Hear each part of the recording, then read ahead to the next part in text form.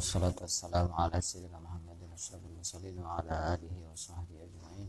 Subhanaka la ilma lana illa ma 'allamtana innaka antal alimul hakim. Wa tub 'alaina innaka antat tawwabur rahim wa taqabbal minna innaka antas samiul 'alim. Qala rabbi shrah li sadri wa yassir li amri wa hlul 'uqdatam min lisani yafqahu qawli. Awatu ta'alluma wa ta'allima li fatata wal istifada wa tamassuka bi kitabillahi wa sunnati rasulih. والدعاء إلى الهدى والدلالة على الخير ابتغاء مرضاته وقربه وثوابه سبحانه وتعالى. قال المصنف رحمه الله تعالى ونفعنا به وبعلومه وأمدنا بأسراره وأنواعه ونفحاته في الدنيا والآخرة. Kita lanjutkan kajian fikih pada kesempatan kali ini. Sekarang kita akan membahas tentang salat sunnah. Salat sunnah itu dilihat dari segi waktunya. Ada 3 pembagian. Salat sunnah secara umum ada 3 pembagian. Yang pertama ada salat sunnah yang mempunyai waktu. Contohnya seperti salat tarawih, salat witir. Itu contoh. Cuma sekedar contoh. Salat tarawih, salat witir itu mempunyai waktu. Kapan waktunya salat tarawih? Setelah Isya pada waktu bulan Ramadan. Salat witir? Setelah salat Isya. Jadi witir tidak boleh dilakukan sebelum melaksanakan salat Isya. Ada salat yang mempunyai sebab. Apa salat sunnah yang mempunyai sebab? Ada yang sebabnya itu terdahulu, seperti sholat sunnah tawaf. Artinya sebelum tawaf dia sholat. Atau sholat sunnah tahiyatul masjid. Atau sholat sunnah wudu. Sebabnya terdahulu. Wudu dulu baru sunnah. Baru sholat sunnah kan ya. Kemudian masuk masjid dulu baru sholat, namanya sebabnya terdahulu. Ada yang sebabnya berbarengan. Contohnya apa? Sholat gerhana, baik matahari ataupun gerhana rembulan. Itu kan sholatnya pada saat gerhana itu. Jadi sebabnya yang menyebabkan dia sholat gerhana ya gerhana itu sendiri. Berbarengan dengan terjadinya gerhana, baik gerhana matahari maupun gerhana rembulan. Ada sholat itu yang sebabnya mutaakhir, sebabnya itu menyusul. Seperti apa? Seperti sholat sunnah istikharah. Sholat sunnah istikharah. Kok bisa menyusul? Karena kita masih belum tahu jawabannya, sholat dulu. Tapi sebabnya kita tidak tahu. Sebabnya masih menyusul, nanti jawabannya masih menyusul. Kita tidak tahu, karenanya disebut sabab mutaakhir. Kalau dilihat dari segi jamaah dan tidak jamaah, maka ada 2 pembagian. Ada sholat yang disunahkan jamaah, ada sholat sunnah yang tidak disunahkan jamaah. Apa sholat sunnah yang disunahkan jamaah? Contohnya tarawih, terus apa lagi? Witir pada bulan Ramadan. Apalagi? Salat apa? Gerhana. Salat apa lagi? Salat Idul Fitri, Idul Adha. Itu disunahkan untuk berjamaah. Ukurannya itu salat sunnah yang dianjurkan berjamaah itu lebih afdol dibanding sholat sunnah yang tidak dianjurkan berjamaah. Itu urutannya. Sholat sunnah yang dianjurkan berjamaah itu pasti lebih afdal dibanding sholat sunnah yang tidak dianjurkan berjamaah. Sebagaimana sholat wajib itu jauh lebih afdal dibanding sholat sunnah.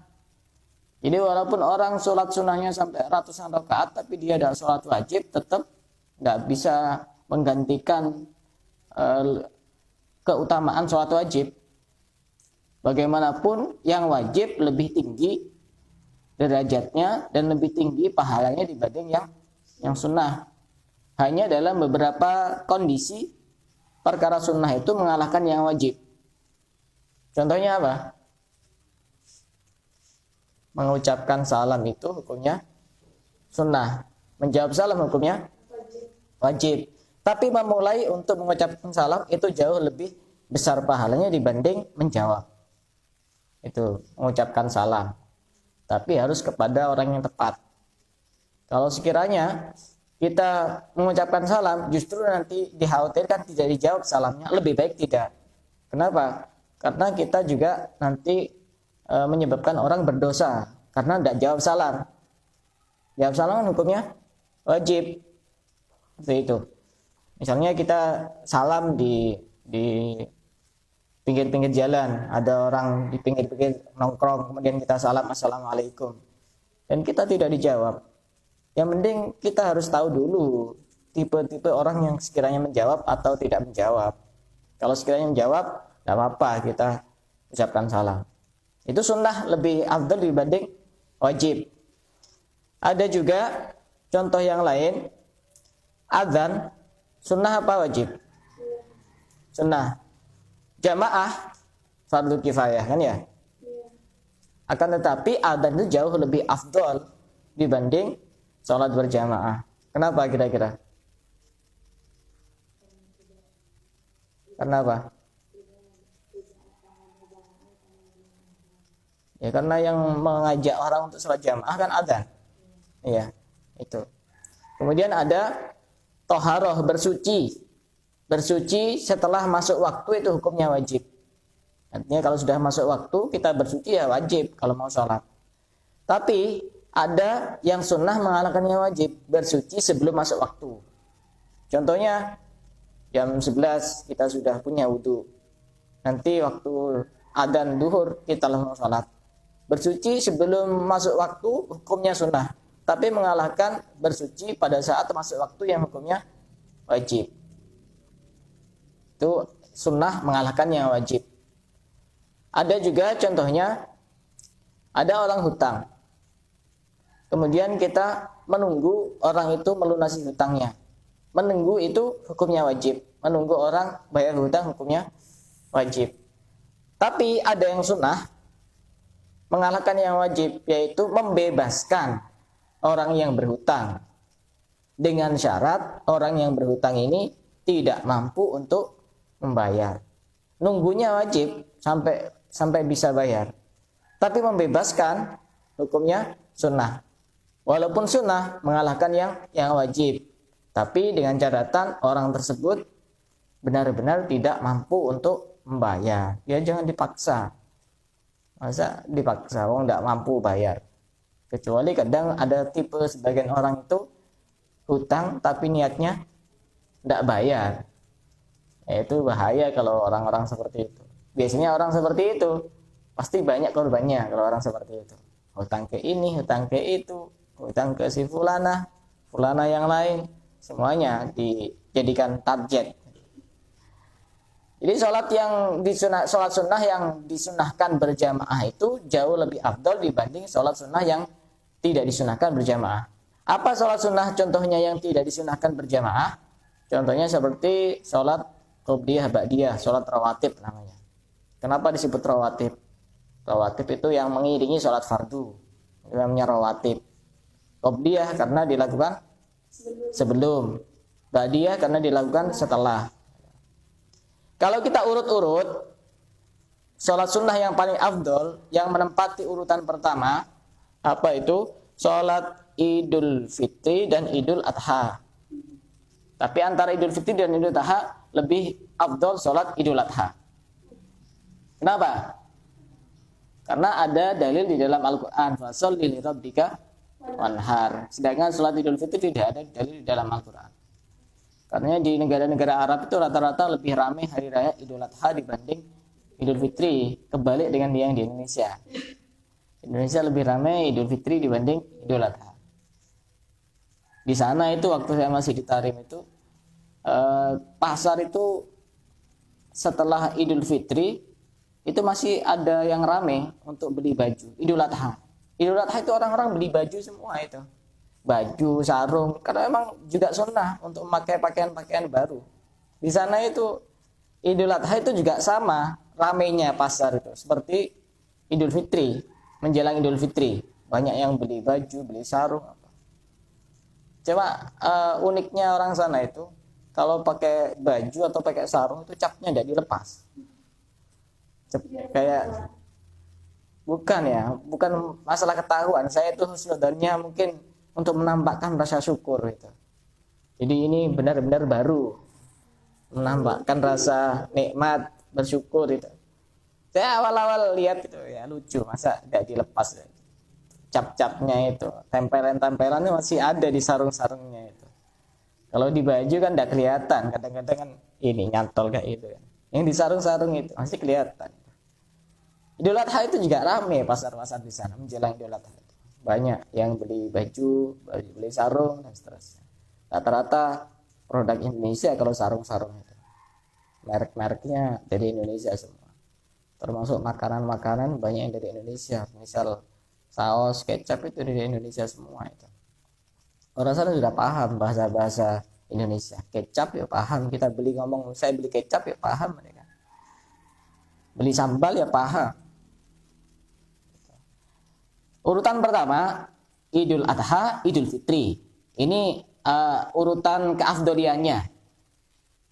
Kemudian yang nomor 2 sholat gerhana matahari.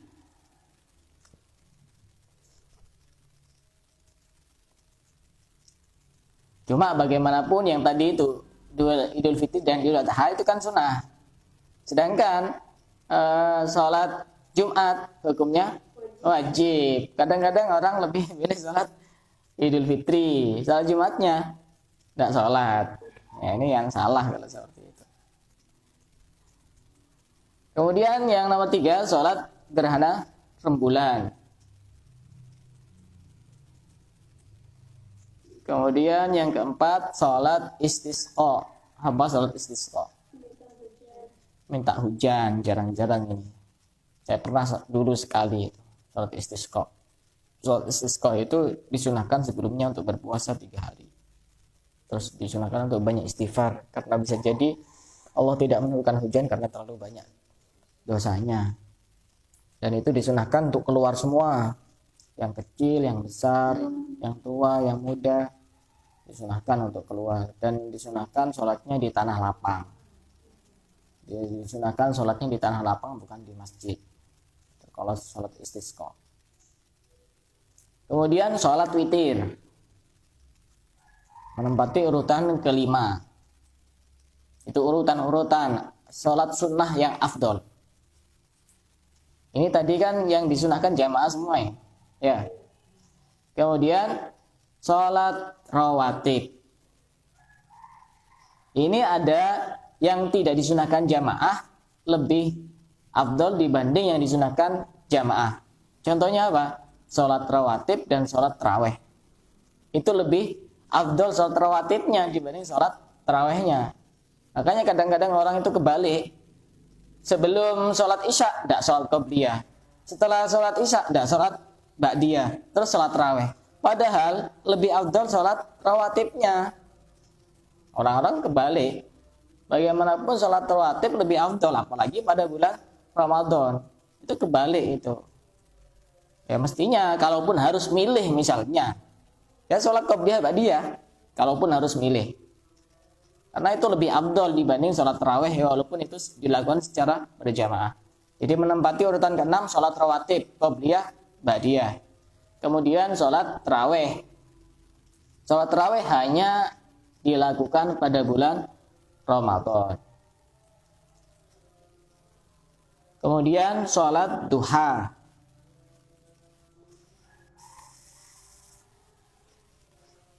Setelah sholat duha ada sholat tahiyatul masjid. Kalau perempuan mungkin jarang-jarang ya, karena jarang masuk masjid. Sholat tahiyatul masjid. Kemudian sholat sunnah wudu. Sholat sunnah wudu. Tahu sholat sunnah wudu? Artinya setelah wudu itu sholat. Niatnya gimana? Niat kan gampang. Ada di dalam hati. Saya niat sholat sunnah wudhu. Allahu Akbar. Dihadirkan niat itu pada saat takbir. Apalagi kita itu keburu-buru. Langsung digabung saja. Saya niat sholat sunnah wudhu dan niat sholat qobliyah misalkan. Beres. Satu kali sholat tapi untuk dua niat. Atau digabung. Kadang-kadang saya tak gabung 3 niat.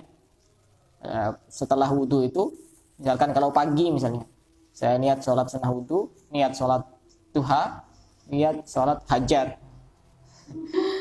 Jadi tiga sekaligus. Kalau mas lagi butuh cepat pengen kemana gitu, cukup 2 rakaat untuk 3 sholat.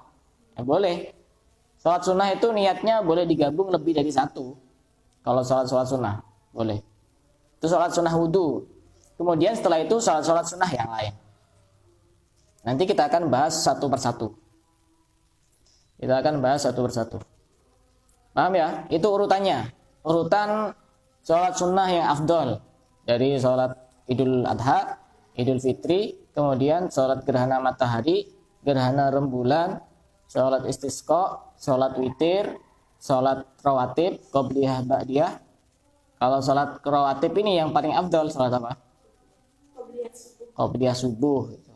Jangan sampai ketinggalan kalau itu. Salat qobliyah subuh itu. Yang lain mungkin bisa-bisa saja tidak dilakukan. Tapi kalau qobliyah subuh ini sebisa mungkin jangan ditinggalkan. Kemudian sholat tarawih, kemudian sholat duha, sholat tahiyatul masjid, sholat sunnah wudhu. Nggak usah tanya niatnya bagaimana. Oh, niat itu gampang. Yang penting kita tahu mau sholat apa kan gitu. Sholat tahiyatul masjid gimana niatnya? Yang penting kita tahu mau sholat tahiyatul masjid, Allahu Akbar, saya niat sholat tahiyatul masjid, itu sudah selesai, beres. Yang penting kita tahu mau sholat apa. Kuncinya ada di situ niat itu. Karena niat itu bukan nawaitu, bukan usolli, bukan. Tapi sholat ada di dalam hati niatnya. Yang akan kita bahas pertama adalah sholat witir. Sholat witir, apa witir artinya? Ganjil. Termasuk keutamaan sholat witir karena ada satu hadis yang menjelaskan innallaha witrun yuhibbul witra. Sesungguhnya Allah itu ganjil dan menyukai yang ganjil. Apa-apa itu yang ganjil lebih bagus. Misal kayak kita waktu berbuka puasa itu kan disunahkan untuk yang mendahulukan kurma kan. Jangan kebalik. Orang-orang kadang mendahulukan minum dulu. Kalau kita pengen mengikuti yang sunnah, kurma itu harus ada pada saat bulan Ramadan. Bentar lagi kan bulan Ramadan, sekitar 3 bulan lagi itu sudah masuk bulan Ramadan. Nggak kerasa, padahal baru kemarin. Harus ada kurma 3 di buat pembuka waktu berbuka puasa itu. 3, 5, 7, 9, 11, yang penting jangan 101. Itu bukan buka, itu namanya langsung. Bedanya di Indonesia sama di Tarim itu beda. Kalau buka puasa di Indonesia itu kan langsung makanan-makanan yang berat. Langsung makanan-makanan yang berat satu kali itu. Kalau di Tarim itu, jadi setelah adzan maghrib itu kita buka dengan buka-buka yang ringan. Ya, ada kurma, kemudian biasanya dikasih jus lemon, kadang jus jeruk gitu. Setelah itu disuguhi namanya bubur surbah namanya. Surbah itu campuran gandum yang digiling, kemudian ada campuran dagingnya. Itu surbah. Dimakan, dikasih semacam satu bak, yaitu dimakan 4 orang biasanya. Kalau orang Indonesia ini agak aneh-aneh. Situ ada yang jualan bakwan. Ada yang jualan bakwan langsung dipotong-potong, masukkan situ. Nah, dilihat sama orang-orang Arab itu makan apa? Itu bubur dikasih bakwan itu. Kasih terem kayak gitu. Itu setelah itu kemudian sholat berjamaah. Setelah itu baru buka yang nasi itu setelah sholat Isya. Nanti jam-jam 7:30 itu baru buka nasi. Rata-rata sedaerah itu semuanya sama kayak gitu. Setelah Isya baru buka yang sebenarnya. Jadi setelah maghrib itu masih istirahat dulu ini perutnya biar nggak kaget gitu. Lalu setelah Isya kemudian buka yang berat-berat gitu. Karena sholat tarawihnya di sana ada gelombang-gelombangnya, tidak semua habis Isya. Rata-rata yang paling awal itu jam setengah 9 sholat tarawih itu dimulai. Ada nanti jam setengah 10, ada jam 10, setengah 11, setengah 12, jam 12, jam 1 juga ada, setengah 2 paling akhir. Itu tiap masjid beda-beda jadwalnya. Ada yang bareng, ada yang tidak bareng. Jadi kita itu untuk milih kapan kita bisa sholat tarawih itu gampang, enak. Apalagi misalnya kalau seandainya ada di Indonesia, orang itu kan kesibukannya tidak sama. Kadang bisanya udah setelah Isya, bisanya jam-jam 9, jam 10 karena sibuk kerja atau apa. Bisa, di sana tinggal pilih saja. Karena dalam satu kota di Tarim itu ada sekitar 100 lebih masjid. Dan itu semuanya punya imam yang hafal Al-Quran. Terus imamnya semuanya hafal Al-Quran. Dan digaji semua itu imam-imam masjid itu. Sebelum subuh pasti ada halakoh untuk hafalan Al-Quran. Itu punya kelompok khusus yang semuanya hafal Quran juga di masjid itu. Jadi itu murojaah istilahnya. Murojaah hafalan menjelang subuh. Ya tidak heran kalau banyak walinya. Cara didiknya kayak gitu. Banyak walinya. Kalau tradisinya orang sana itu anak kecil itu pada saat sholat tahajud itu dibangunkan. Walaupun cuma disuruh main-main. Orang sana itu kalau orang tuanya tahajud misalkan jam 2:30, anaknya dibangunkan, paksa bangunkan, suruh main. Ya karena memang belum waktunya sholat, suruh main biar terbiasa bangun di jam segitu, dididik dari dini. Gitu. Makanya tidak heran kalau di sana terkenal kota 1000 para wali. Innallaha witrun yuhibbul witros. Sebenarnya Allah itu ganjil dan menyukai yang ganjil. Bahkan dalam satu hadis yang lain disebutkan, innallaha qad amaddakum bisolatin iya khairul lakum min humurin na'am. Sungguhnya Allah telah memberikan kepada kalian sholat yang dimana sholat itu lebih baik daripada onta yang paling bagus. Onta yang paling bagus itu sekarang kemungkinan bisa sampai miliaran. Itu lebih bagus sholat witir dibanding kita memiliki harta sebanyak apapun. Kapan waktunya sholat witir? Waktunya adalah setelah kita melaksanakan sholat isya. Bukan setelah masuk waktu isya ya. Kalau kita sholat isyanya misalkan jam 9, ya sholat witirnya setelah sholat isya itu. Tidak boleh sholat witir misalkan jam setengah 8, kemudian kita belum sholat isya. Jadi awal masuk waktu melaksanakan sholat witir itu bukan setelah masuknya waktu isya, tapi setelah melaksanakan sholat isya. Kapan waktu yang paling afdol untuk melakukan sholat witir? Takhiruha ila akhiril lail, mengakhirkan sampai akhir malam. Jika dia mempunyai dugaan yang sangat kuat, dia nanti bisa bangun.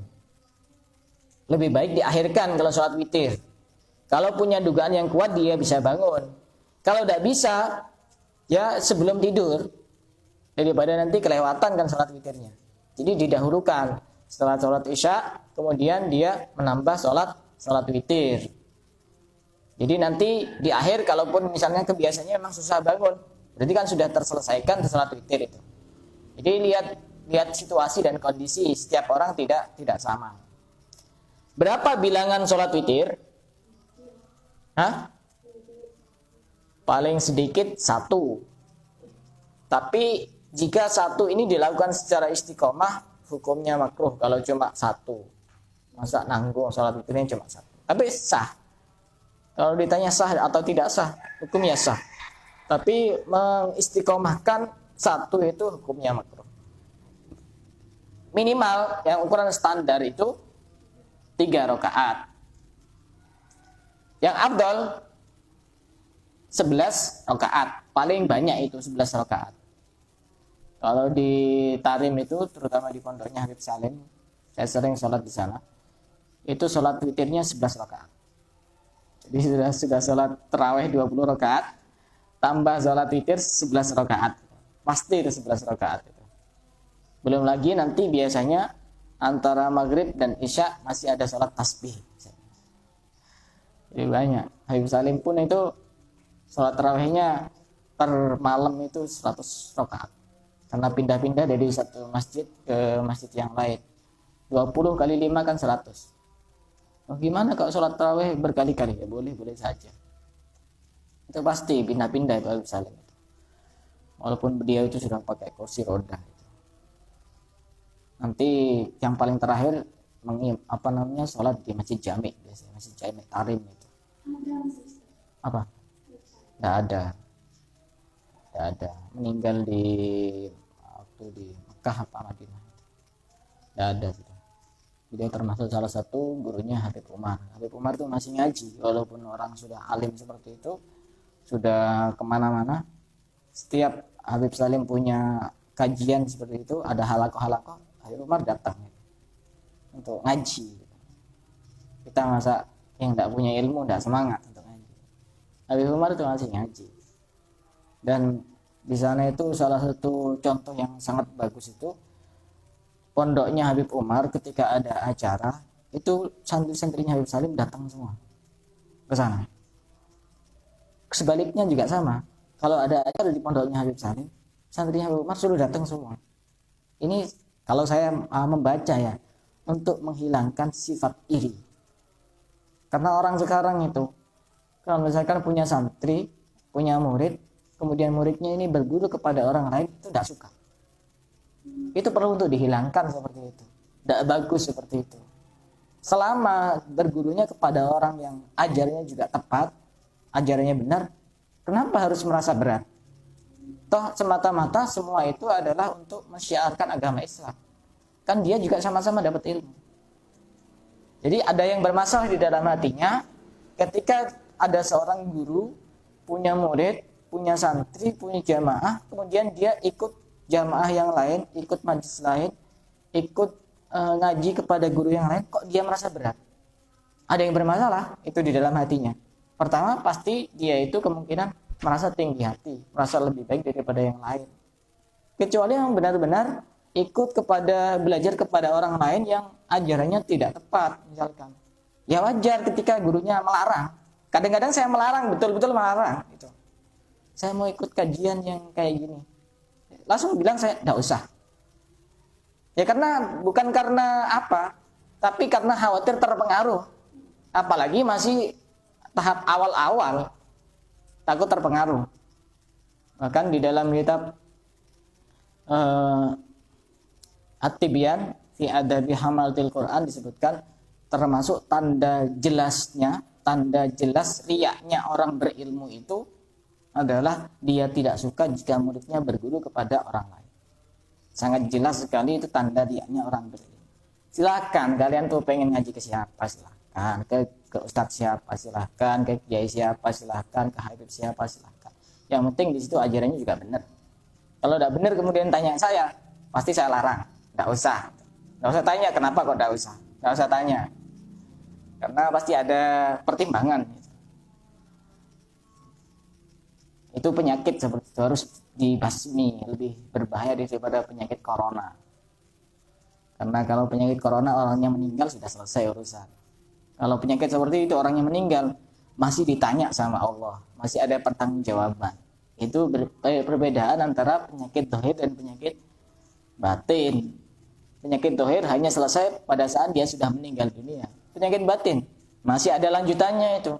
Kenapa dulu kok kamu kok riya? Kenapa dulu kamu kok sombong? Masih ada lanjutannya. Penyakit zahir, tidak kira diperiksa lagi kan di sana? Tidak ada dokter soalnya. Apalagi disuruh operasi, kan tidak mungkin. Bagaimana caranya? Ini caranya ada 2 cara untuk melaksanakan sholat witir. Tadi itu kan bilangan rakaatnya. Yang paling rendah 1. Kalau ukuran standar 3. Tapi kalau bisa istiqomah 3 ya 3 lebih bagus. Daripada 11 tapi jarang-jarang. 11 3, 11 3, 11 3. Mending cari yang gampang aja. yang istiqomah 3. 11 tambah tidak istiqomah. Bagaimana caranya? Ada 2 cara untuk melaksanakan sholat witir. Ada yang cara dengan cara wasol. Wasol apa artinya? Menyambung ya. Sambung, bersambung. Ada yang dengan cara fasal. Fasal itu dipisah. Kalau menyambung, ayasilar rakaat al-akhirah bima qablaha. Artinya misalkan 3 rakaat. Kalau 1 tidak mungkin kan contohnya. Nyambung dengan apa? Kan 1. 3 contohnya. 3 atau 11 tadi itu. Artinya 1 kali salam. Itu nyambung. Nyambung tidak dipisah. 1 kali salam, 2 kali apa? Tahiyat atau tasyahud. Tadi malam itu saya ini kan kemarin buat story tentang orang yang lupa ada tahiyat kan. Kemudian di komen sama salah seorang laki-laki, tahiyat sama tasyahud itu sama Ustaz ya? Iya sama. Kok tanya seperti itu? Apa ini apa namanya? Ini mungkin karena sudah lama saya tidak sholat. Saya tanya kapan terakhir sholat? Sekitar 3 bulan yang lalu. Ada nomor baru itu dikasih orang konsultasi ke saya. Kok bisa ya sampai 3 bulan sudah tak sholat? Terakhir itu 3 bulan yang lalu dia tidak sholat. Nanti malam tak ajak janjian, tak ajak ngopi, tak traktirmu, tak traktir makan di warung. Saya belum ketemu sama orangnya. Baru kenal di WA, dikasih orang lain suruh menghubungi saya ketika ada hal-hal yang ingin ditanyakan. Ya tak simpan. Tidak ada yang tanpa nama di WA saya itu, semuanya ada namanya. Ada hampir 1.500 kontak di WA itu. Jadi ya wajar ketika kadang-kadang saya balasnya lama. Ada 1.500 kontak itu yang ada WA-nya, yang kalau gabungan sekitar 2.000-an. Ada yang ada WA-nya soalnya. Itu wasol, disambung antara rokaat-rokaatnya itu disambung. Ada yang fasol. Fasol itu dipisah. Contohnya gimana? Contohnya bagaimana? 2 rakaat, kemudian salam, kemudian 1 rakaat. Dan kata para ulama, apa yang lebih bagus antara disambung dengan dipisah? Kata para ulama, itu lebih bagus dipisah. Kenapa? Karena kalau disambung itu biar tidak mirip dengan sholat maghrib. Jadi ya sama-sama sahnya. Cuma kalau boleh milih, lebih milih yang dipisah. 2, 1. 2 plus 1. Kalau 11 bagaimana? 11. Gimana? Ya gimana caranya? 11. 2 ya? 2. Ya. Kemudian 1. Surat yang dibaca apa? Kalau surat yang dibaca di sana itu benar-benar diterapkan. Kalau di sini kan asal-asalan kadang-kadang itu suratnya. Ya walaupun tetap sah suratnya. Mau baca surat apa saja, jangan surat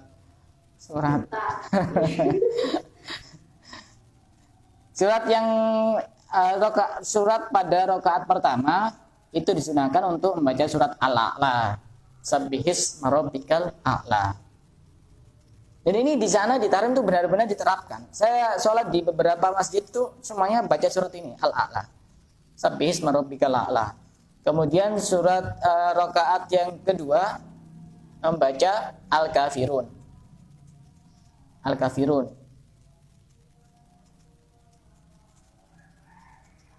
Al-Kafirun.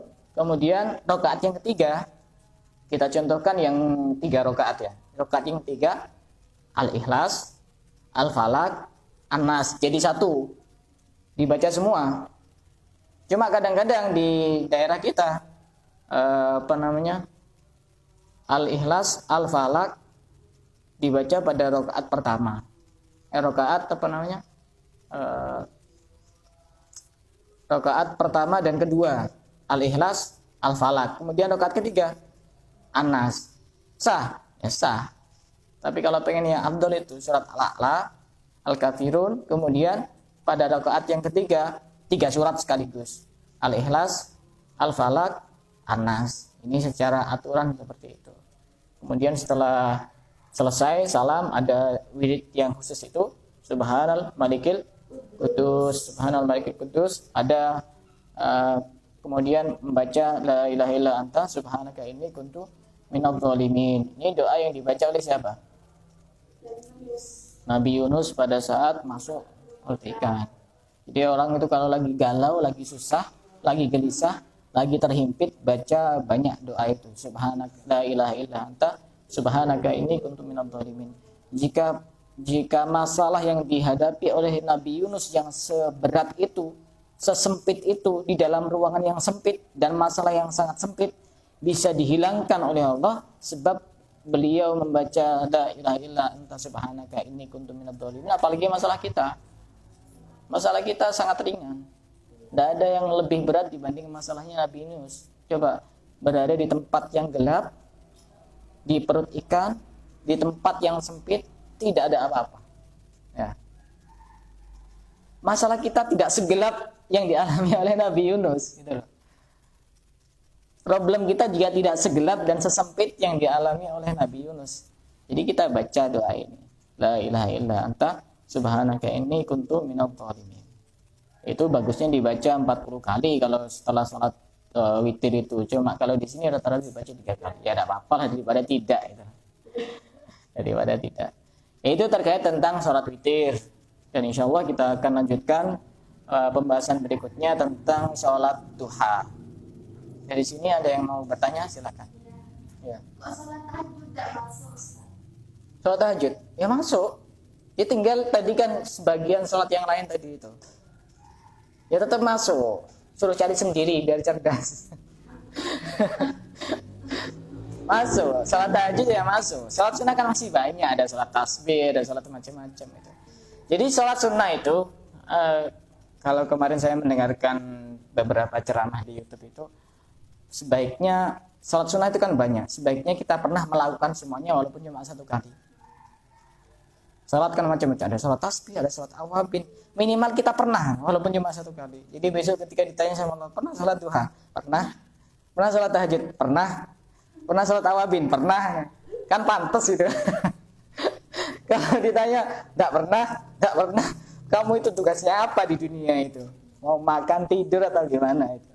Minimal 1 kali pernah itu. Jangan sampai tidak pernah sama sekali. Sholat tasbih, saking pentingnya kan sampai kalau tidak bisa tiap hari ya seminggu sekali. Kalau tidak bisa 2 minggu sekali. Kalau tidak bisa sebulan sekali. Kalau tidak bisa setahun sekali.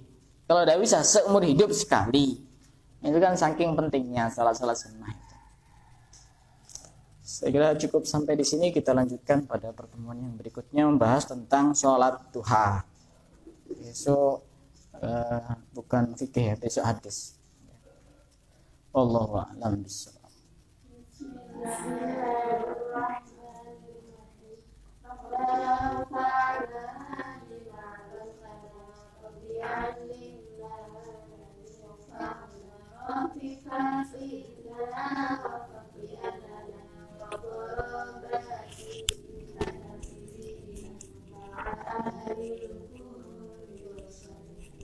Wa